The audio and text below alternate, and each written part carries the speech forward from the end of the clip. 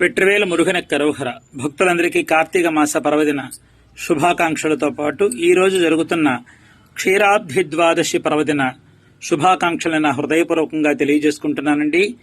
ఈరోజు మనం ఉసిరి మొక్క తులసి మొక్కకి పూజ చేసుకుంటాం, దీపాలు పెట్టుకుంటాం, ఉసిరికాయల దీపాలు పెట్టుకుంటాం, చంద్రుని దర్శనం చేసుకుంటాం.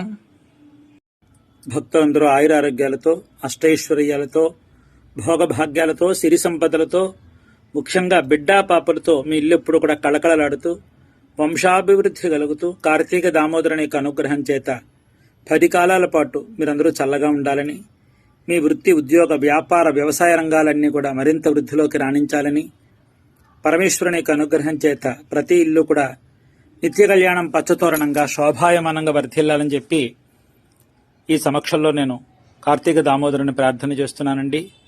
మీ అందరి తరపు నుంచి కూడా నేను భగవంతుని వేడుకుంటున్నాను.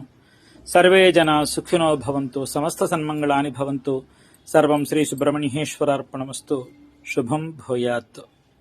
ఈరోజు క్షీరాబ్ధి ద్వాదశి అండి. రేపు ప్రదోషం, కార్తీక శుద్ధ ప్రదోషం, బహుళ ప్రదోషం కూడా ఉంటుంది.